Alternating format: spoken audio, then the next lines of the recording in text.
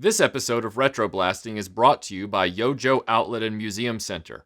They know vintage toys, and when it comes to vintage toys, knowing is the entire battle.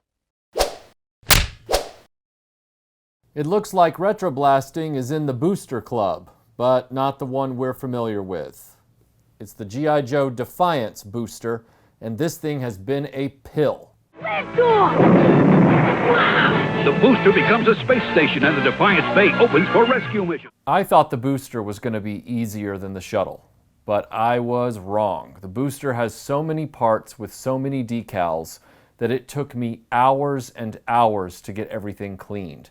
And the real trouble is with G.I. Joe stickers, they are on a clear, transparent, almost plastic material.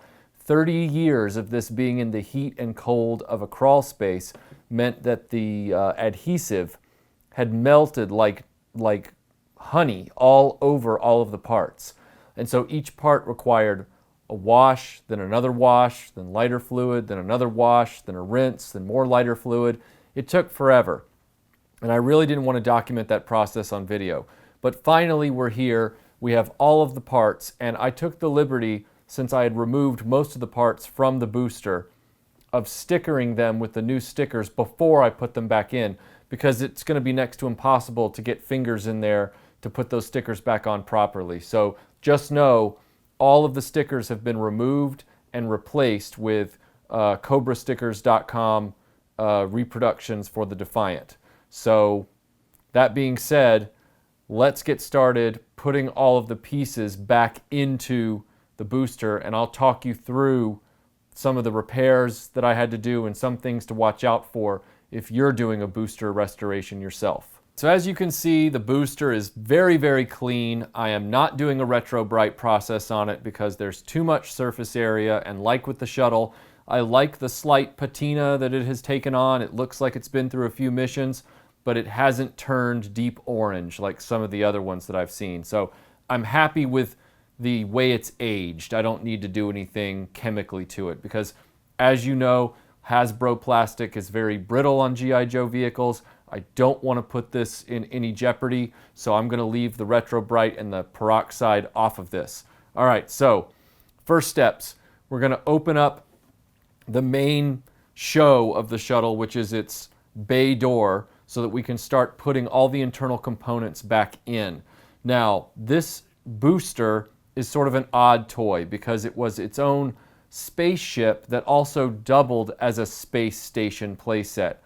That's weird. We'll get into that during the review in part 4, but for now, just know that what I'm about to do is lift up the space station feature of the booster. So you lift from the back, you lift these tabs, it comes up, and then we sort of let it slide down on its rails and sit on the floor of the booster.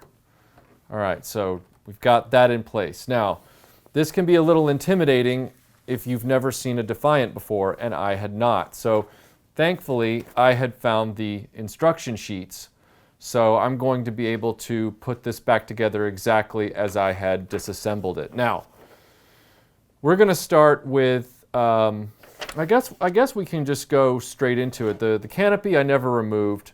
I'm not going to start with these guns, and I'll tell you why in a moment, but just for your own edification, these guns are on ball joints. They're very fragile, and I don't want them sticking out of this while I'm working with larger components. They could break and snap off, as one had already done when I took possession of it. So I had to actually take pliers and remove the ball joint that was still in here out before I could do anything about replacing it. All right, so we're looking at the seats and the consoles that go along the walls. So you have these sort of curved walls, and inside you have consoles that are supposed to snap in a certain order. Now we have the photo reference here in the instructions to tell us what goes where. What I would prefer to do is use the sticker sheet placement guide to guide me in putting these back, because 2 of these haven't been removed. So as I'll show you here, The ones here on the far end have not been removed. These are the ones that are normally reserved for, they're not normally reserved, they're the chair consoles. And I couldn't get these out when I was disassembling the booster. I couldn't get this piece out, so I left them well enough alone and tried to work around that problem. So, using this as a guide, it says that what's next to these two pieces, which are down here, away from, this is where things get confusing, so you got to be careful. So we're down here by the space station piece. We have these two in place. We know because the notches that it shows here are the notches right here. So the next piece that's going to go in on either side, they're unique to either side. One has a circular vent, and one has two screens at the top. And we have those pieces right here. This one has the two screens at the top. This one has the circular vent. So let's make sure we know where they go. If we orient this, let's see, I'm working backwards, so I'm going to flip the piece of paper over. So now we have everything. This is what we're looking at here. That goes down. Okay, so these are the two that are in place. Or sorry, these are the two that are in place. See, this can get very confusing. The circular one is going to go on this side, and the one with two screens goes on this side. All right. That circular piece goes toward the bottom, it looks like.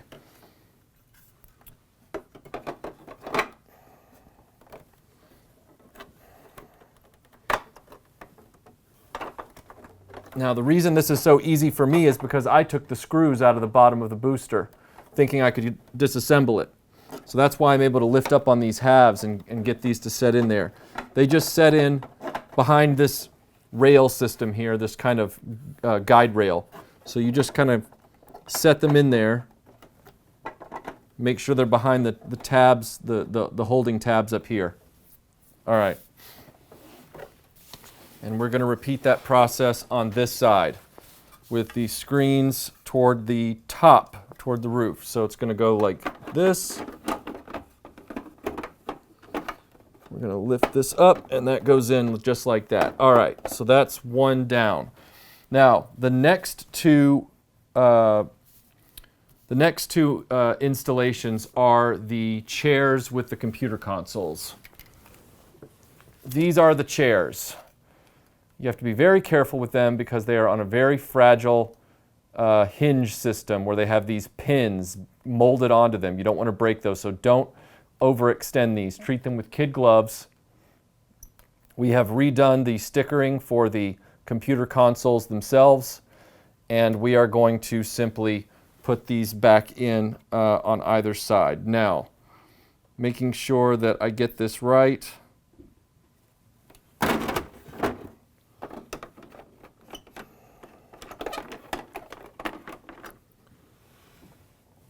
There is a tab right here.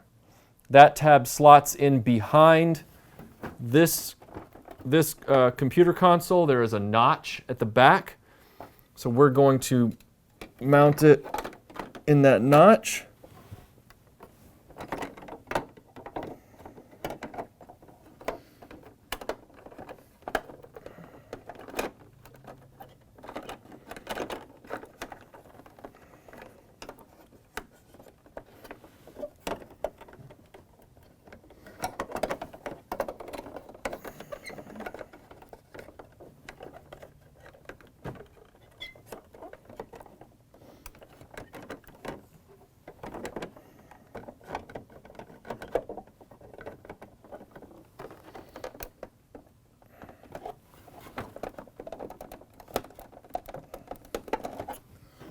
This is nerve-wracking. All right, so we're going to lift this up, again, this side piece here, and lift this out of the way. It may be better for us to put this chair in with this partially out of the way.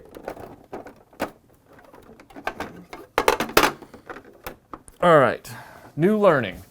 let's put the chairs in first, then put these computer consoles on, because as you can see, these chairs have these tabs, and they're not going to be very agreeable to sitting in there if you're trying to force the tab underneath this part that's already installed. So install the chair first, then put the computer console in.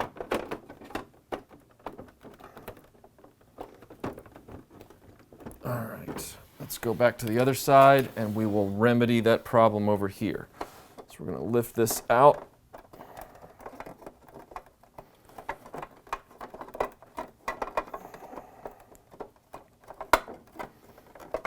All right, that's out. Here is our chair. The chair is going to go in this slot here.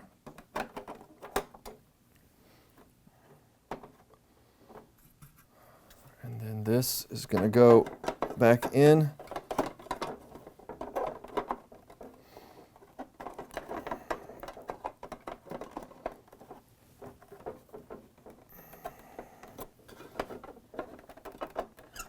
All right, there we go. All right, so now our chairs are in. You can see how that works on both sides. All right, now we're looking at the laser coolant access panels. Now, before we put these in, my feeling is that we need to put the revolving gun doors back in. So there are two. They have an outside panel and a pivoting missile launcher / cannon thing. You got to be careful about that ball joint, so just kind of work around it for the most part. I want to make sure that it goes in the right way. Theoretically, it should go in with the missile on the bottom and the gun on the top, but I don't want to be wrong about that.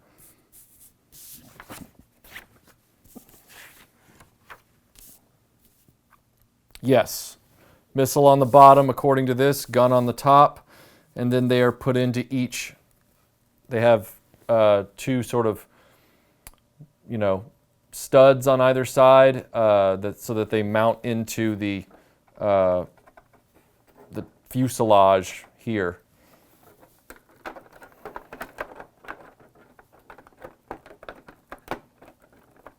So then the idea is that they,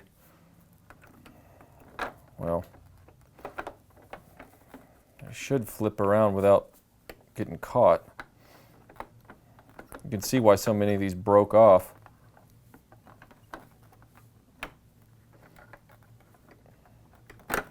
Maybe I'm not doing this right.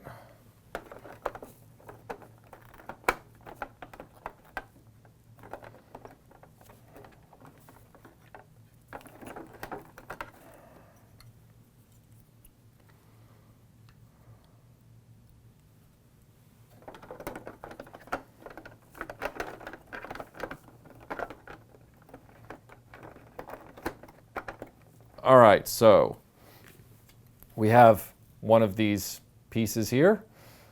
What we might want to do is look at ones that have strained ball joints and put that one on there, because that is going to stay inside the booster for the most part, so it's going to be more protected. So this one looks like it has more of a strain on the ball joint than the other two.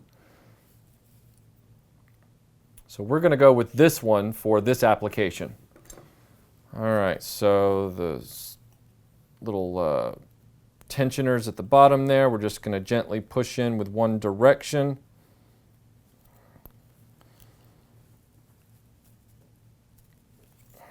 Boy, that's nerve-wracking. Despite being careful and trying to come up with a solution, this happened and it completely broke. And this is why I hate G.I. Joe toys as far as repairing them. I was really hoping to get away clean on this restoration, but it's not going to happen. This is a $40 part. And now this ball joint is completely locked up inside this piece. So that's going to be fun to get out.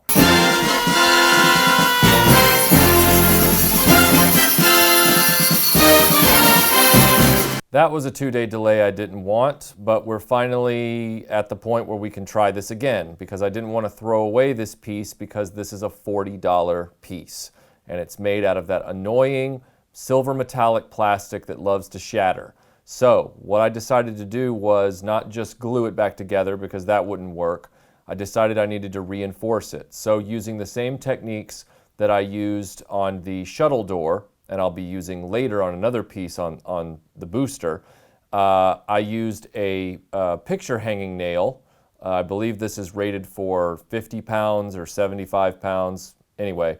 And I drilled the hole into the ball joint and into the piece itself to size, using the nail head here as the end that would go into the ball joint. I had to sand down the end of the nail head with a Dremel to get it to fit after I drilled the hole in here with a hand drill.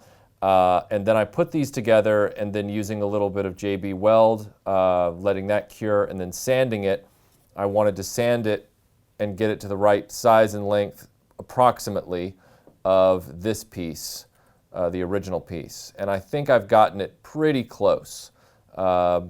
Since this is going to be a piece that goes inside this panel, it's not going to be seen on the front of the vehicle, and most of the ball joint will be inside this piece. So I'm hoping that now that this has a metal rod reinforcing it, it won't break like it did before. So that being said, let's try this again and cross your fingers.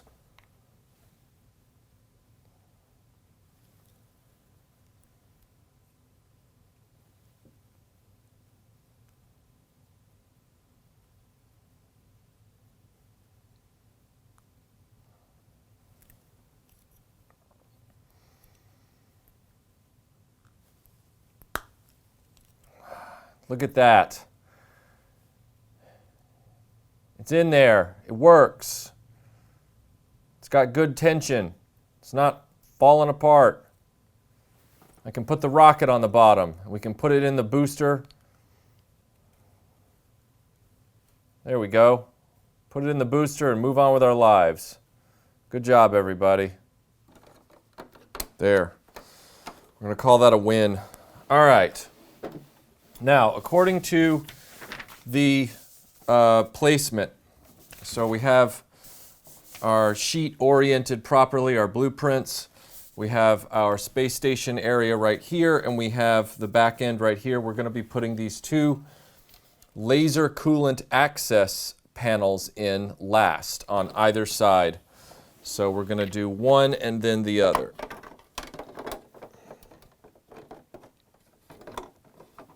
Obviously, we want to make sure that the doors don't fall out while we're doing that, which of course this one has. So I'm going to get this lifted up a little bit.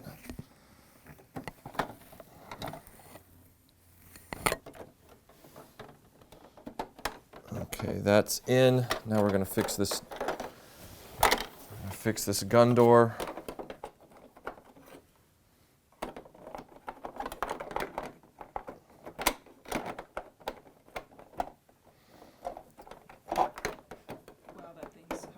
Yeah, it's really bad.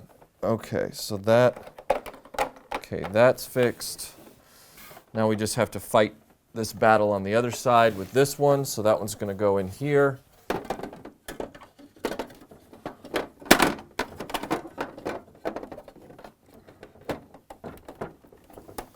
Okay, so that's complete there.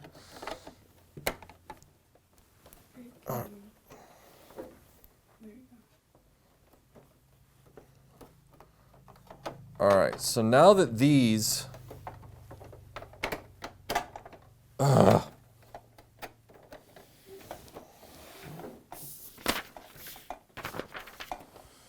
this is so finicky. I am going to go through the headache now of putting the screws back in the bottom of the booster and putting it back together. You want to watch out for those doors.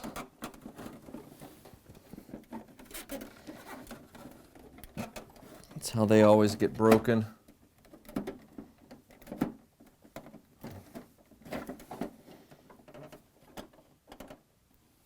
And in typical G.I. Joe fashion, they don't want to stay in to allow this door to close.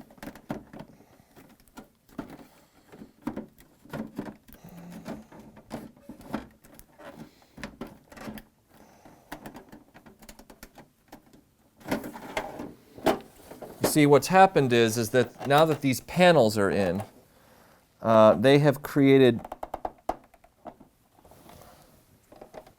if they're in, there we go. That's why it was giving me problems.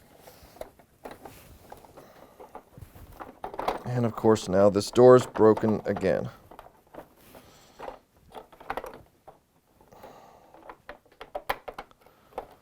Okay, there. This one's now got to go in a little better.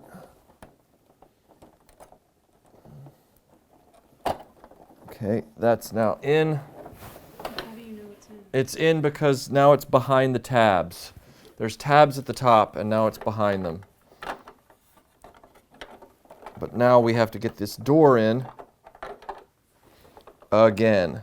The door is in. The panels are in. The panels are in the proper orientation. The seats are going up to stay out of the way of this superstructure coming down.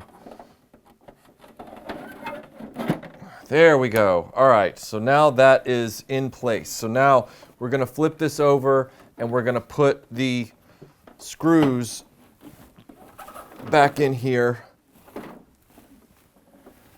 to prevent this thing from coming apart.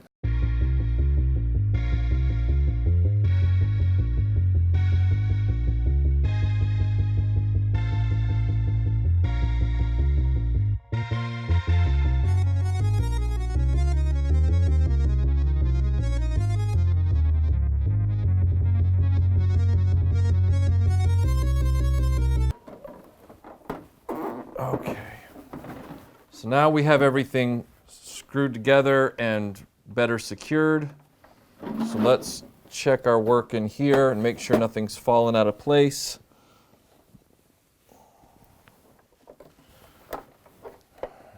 Everything feels pretty secure. All right. So here is these are the finished side walls of the booster.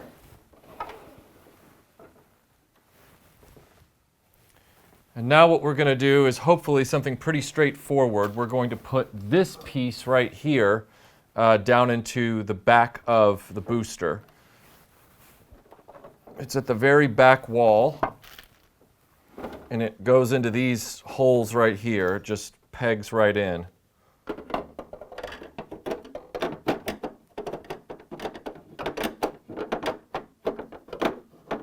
If I can find the alignment. There we go. All right, so that pegs in like that. That's the thrust port turbine assembly, whatever that means. All right, and now I guess we can, we'll save the chairs for the end because this is going to be moving around while I don't want to deal with these chairs yet. Let's build out the space station. The space station has 3 main levels of detail. The first thing I want to do is we'll just start from the bottom. Now there are 2 floors here. This is the 3rd floor. This is the 2nd floor. So I will put these in first because the components that go in depend on both the floor and the ceiling to give them tension. So the first floor that goes in will be this floor, and it goes in by slotting, let's see, believe it's like that. Yeah, there's a rail system, and it slots in.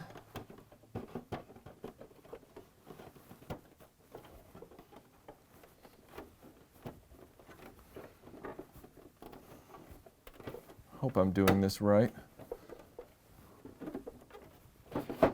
Now the real disadvantage to this is that when this assembly, when this opening bay door gets warped, it likes to push outwards on either side, which makes it very difficult once these floors are in sometimes to get it to close. The booster is just a very frustrating component. It's very cool looking, but it's also very annoying in its design. Okay, so these two tabs have popped in. There are two tabs on the back that pop through the back wall.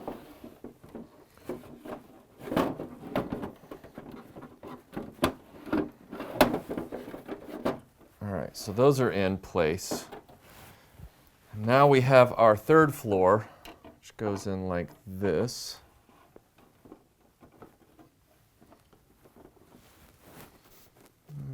Let's see here. You hear that snap in.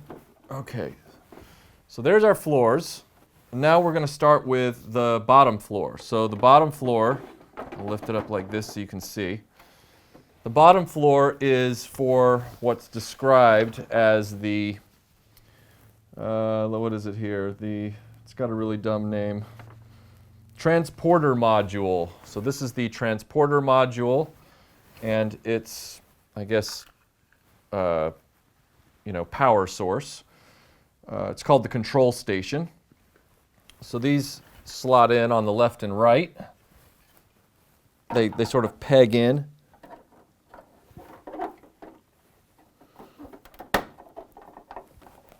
All right, so that pegs in there. Whoop. And then this piece pegs in right next to it.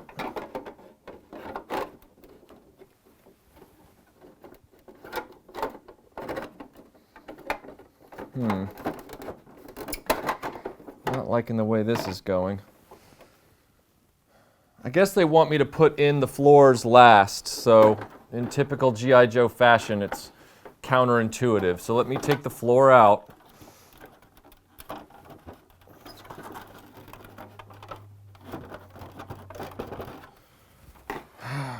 Always got to reinvent the wheel with these things. All right, so those two pieces are now in place as best they can be. Now we put in this floor, so that means this floor is going to have to come out.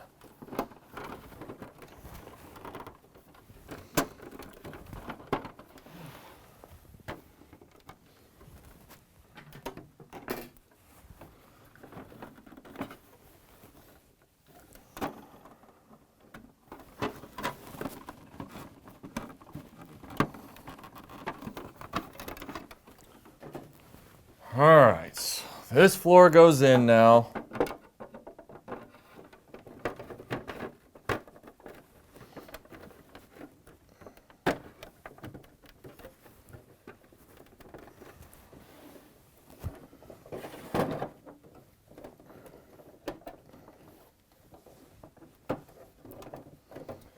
This floor is already sort of bowing under the height of the transport module. I assume that's because some of the plastics have constricted over the years. It's a little better, but all right. Now that that's done, we're going to be putting in the next level, which is going to be the sleeping compartment. That is this component right here. It's kind of like the hibernation chamber, I guess, if you're going on a deep space mission, sort of like Alien or something like that. All right, so that's going to slot in right here on the floor. There's two tabs on the bottom of this part, and they go into two tabs right here.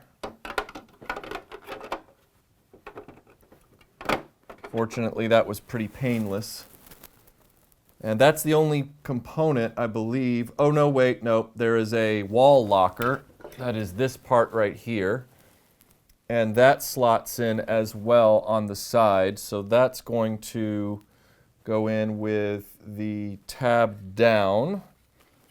So the tab goes down. This extension right here goes toward the back. And then this tab right here slots into a hole on the floor.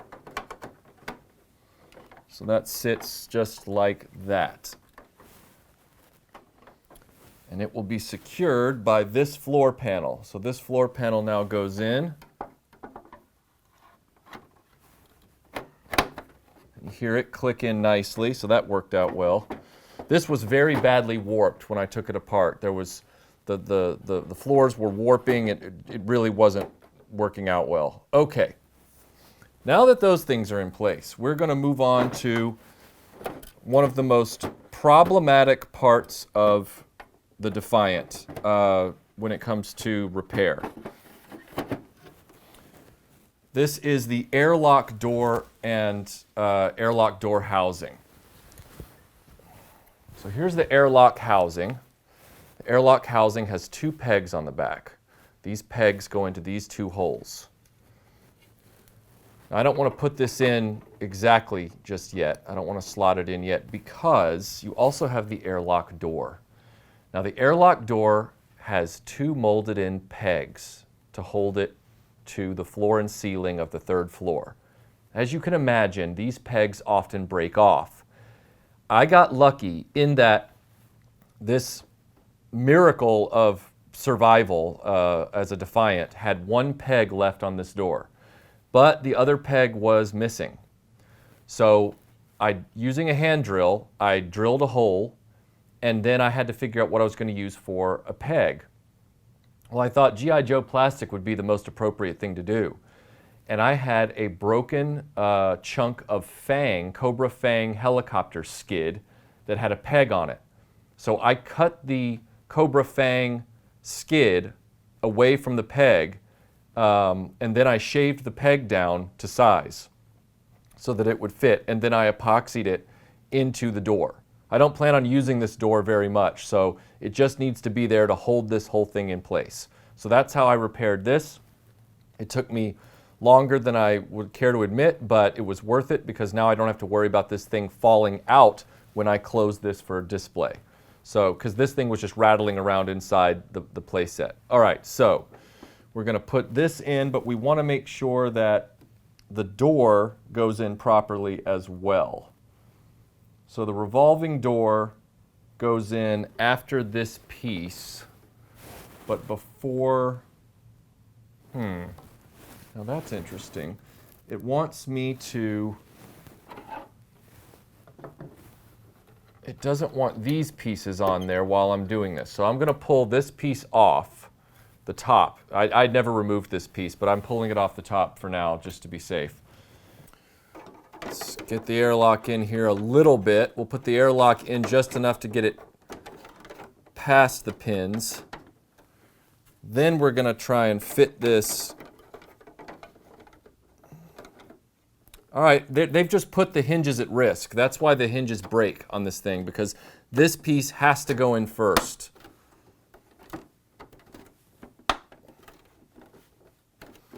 I'm putting it in about like that, and I am not going to challenge it beyond that. You see how it's not really lining up all that well? It's what's keeping this piece pushing outward, which is what makes it harder for it to close.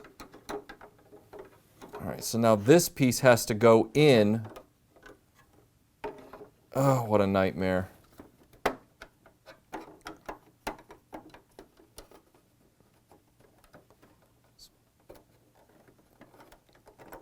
Okay, that's in.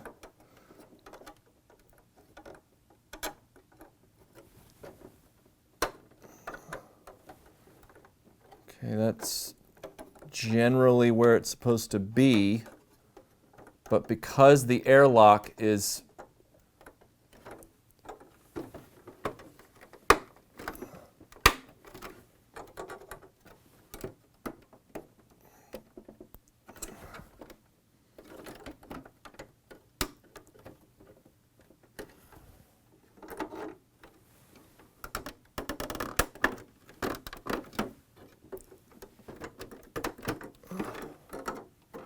good Lord, this is horrible.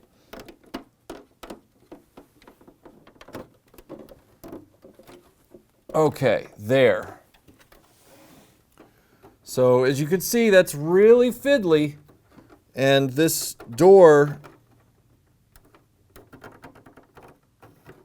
that's as good as this door gets. So I'm just going to leave this door like that for the remainder of this thing's lifetime. That's your airlock door. Now we're going to put the hydraulic piece back on. It slots into two tabs on the top, or the tabs slot into two rails or holes on the top, whatever you want to call it.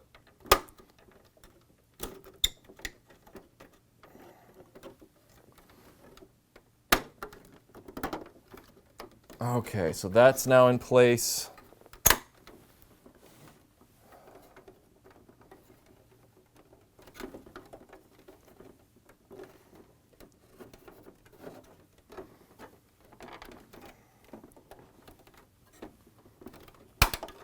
It really doesn't like,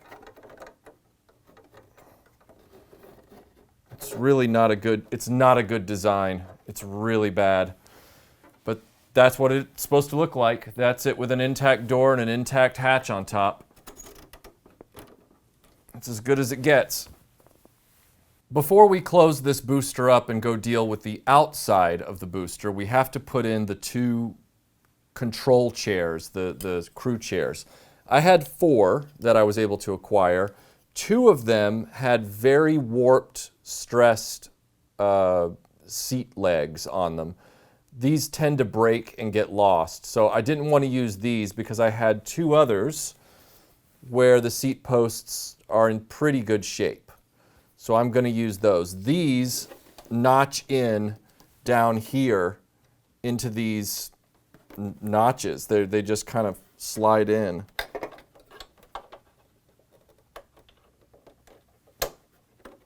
Just like that. I'll do the other side here.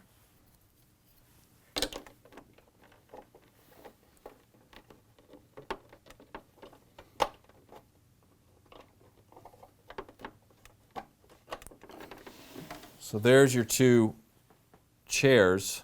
Now I'm really not sure how those things are supposed to survive once this is closed, but I guess we'll find out momentarily. I feel like I want to just sort of tuck them in, but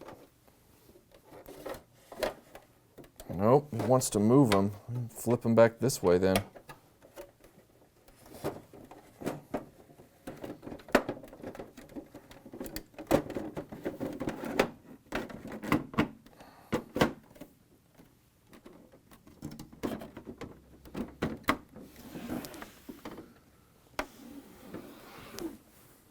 Well, it looks like one chair has survived the experience. So that's the booster now closed. We do have this outer door hatch here. That's pretty straightforward. It just plugs in right here.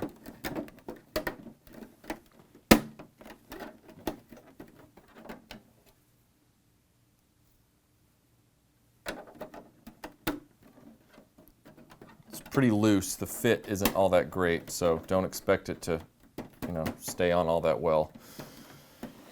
Okay, we have 3 hatches. We have 1 on this side, and we have 2 on this side. We have 3 hatch doors that have survived with the playset, which is great. So we have a long one here.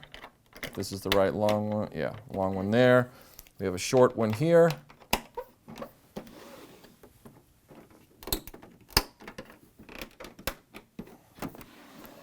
And we have a sort of wider, medium-sized one on the far side. All right, that's not coming off, so that's perfect. All right, backside. We have engine nozzles. We have 4 that are missing. These 2 are original to the booster. We have 2 that go here and 2 that go here. I found in my search that these particular engine nozzles for the booster were some of the hardest ones to source because, unlike the small nozzles on the shuttle, so you have the back of the shuttle, which has this size, and then it has this small size. The booster has these, and then it has medium size. Now the medium size ones, if you're looking on eBay, they look almost identical without a frame of reference to the large ones. So you have to be really careful and ask the seller which version they are and hope that the seller knows the difference, because you could end up with large ones when what you really wanted was the medium ones. So the medium ones peg in, and these seem to be missing from a lot of Defiant boosters. And getting 4 of them, I didn't even realize that they were a missing part until I saw some other photos, and then I was like, oh great, I gotta go find these boosters. But now they're back, they're on the thing, and you can actually tell that they were supposed to be there, because when you see the crawler gantry that we're gonna do in part 3, the sort of blast-off area that supports the booster has indentations for these medium boosters as well. And then finally, to complete the physical reconstruction of this booster, we have these 2 sort of ports here and here. Well, if you couldn't have guessed, these ports are for 2 more of these rocket launcher swivel gun things. I'm tempted to leave them off because when they stick out all the time, there's a chance they'll get snagged and then they'll get broken. But this is a RetroBlasting restoration, so I guess I should probably put these back in.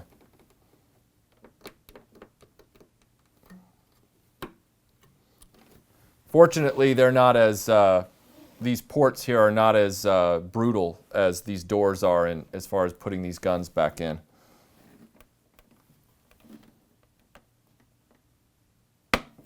There we go. So that is the completed booster. Now I just have to put the decals back on the outside of the booster.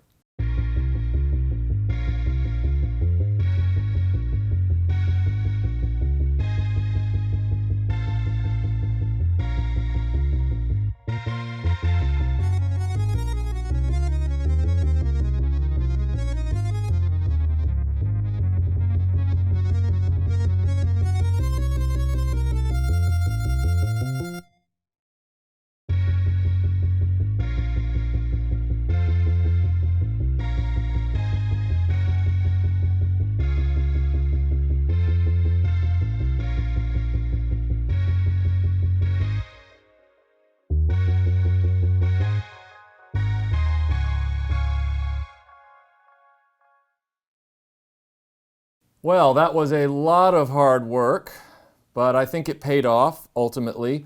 The booster is one of those odd but iconic pieces of the Defiant. You would think that it is a solid fuel rocket, but it's actually a space station and a spaceship in its own right.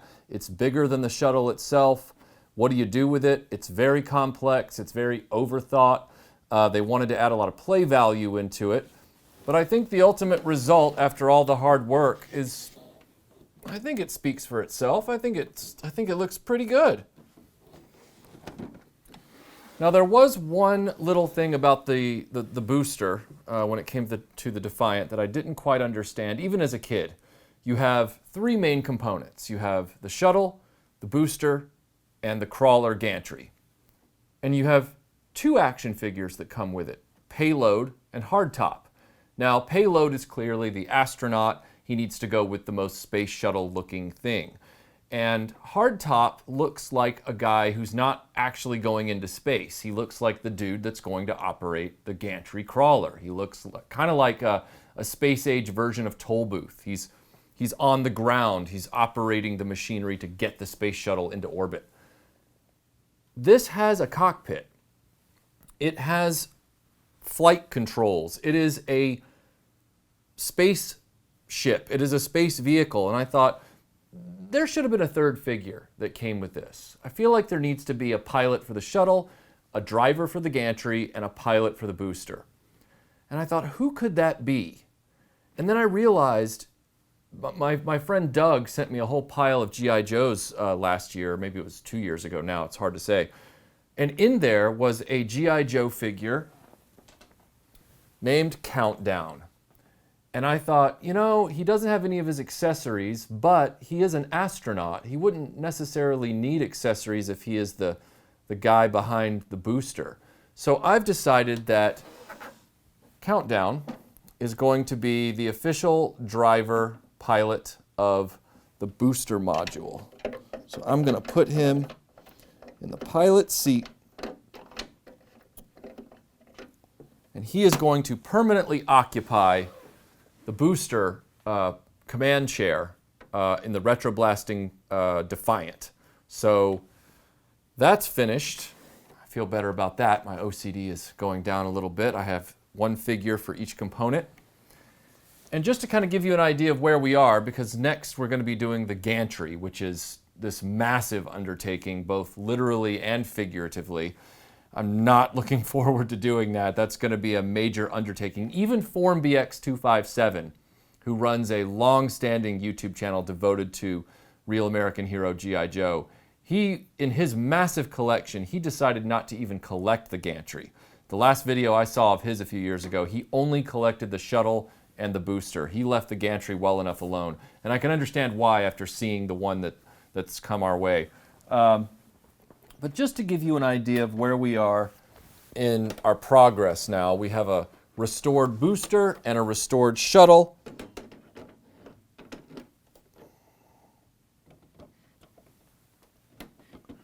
So let's just see how they're looking together. Look at that. That is a major improvement from where we started from. A major improvement. I'm looking forward to seeing the fully restored result of this. This is going to be something special, and I hope that you guys are excited to see the final part of this. And then afterwards, of course, we're going to do the fourth part, which is going to be a full review, just like we did with the flag. So there will be a feature review coming up after part 3, where we restore the gantry. So the gantry will be coming up in a little while, hopefully before the end of the year. I have a few other videos to get to first, but this is really exciting. So guys, thanks for watching this, and as always, we will see you on the next video.